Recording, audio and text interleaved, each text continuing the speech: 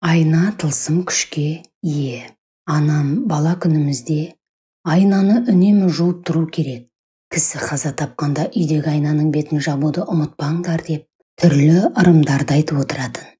Бірақ ол кезде тұрмыстағы қарапайым құралдың мұншалықты тылсым күшке ие екенін білмеппін. Бұл оқиға бертінде осыдан 3 жыл бұрын болған. Жездем әпкеме әдемі әрі үлкен айнаны сыйға тартқан еді.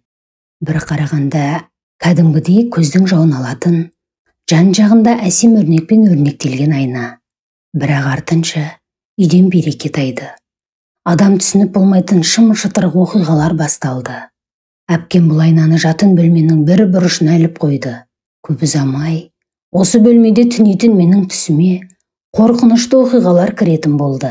Бірде өртке оранған үйдің ішінде жүрсем, енді бірде лапылдаған жалынның ортасында қалып қойып шыға алмаймын.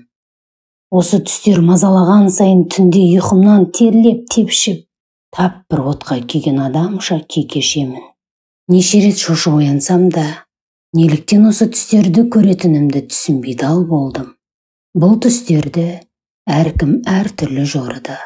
Бірі алдыңда қиындық күтіп тұр, соған дайын бол десе, енді бірі керісінше бақытқа кенелесің деп болжады. Алайда қанша уақыт өтсе де, бұның бірі де орындалмады. Десек те әлгі түстерден құтылмадым. Бірде құдашам қонаққа келді.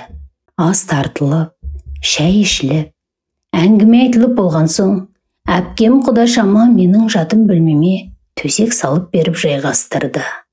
Түн батысымен қалың ұйқыға кеттік.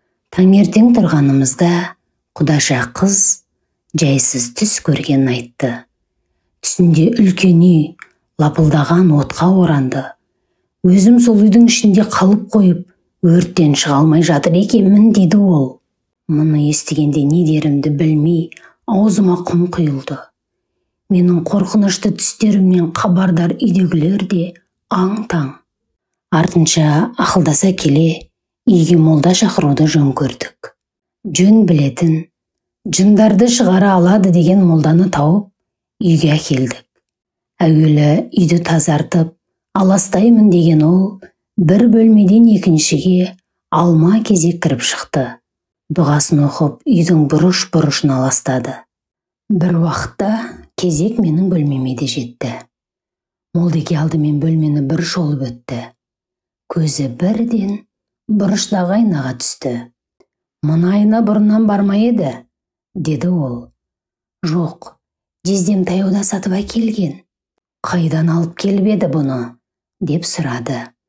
Жездемді шақыртып айнаны қайдан сатып алғанын сұрастырдық.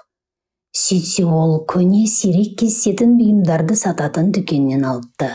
Мына айна жаңа емес. Бұған дейін басқа иесі болған тәрізді. Егер сөзім рас болса, оның иесі басынан жағымсыз оқиғаны бастан өткерген. Айна соны жадында сақтап қалған болуы мүмкін, деді молда. Тап бір құдіретті күштермен байланысы бардай сөйлеген бұл кісінің қасиетіне таң қалдық. Артынша молда айна жай ғана тұрмыстық құрал емес, тылсым дүниемен байланыстырушы ғажап қасиетке екенін түсіндірді. Үйде кісі қаза тапқанда неліктен айнаның беті жабылады. Өлім кезінде айна о дүниеге есік ашатын қақпа тәрізді. Сол арқылы үйге жын шайтандар кіріп кетпеу үшін беті жабылады. Қайсы біреулер өлген адамның жаны айна арқылы кері қайтып келмес үшін жабу керек дейді. Қалай болғанда да мұншалықты қасиетті құралды немқұрайлы емес күтіп ұстаған жөн, деді ол.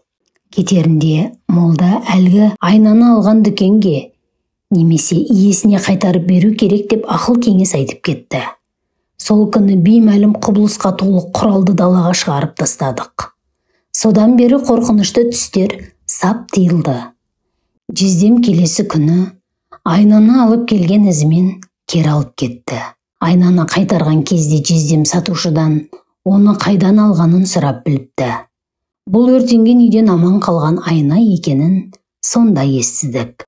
Ал оның иесі сол үйдің бірінші қабатында өрттен қаза тапқан екен. өрт үстіңгі қабатқа жете қоймағандықтан Айна қас қалпында қалған.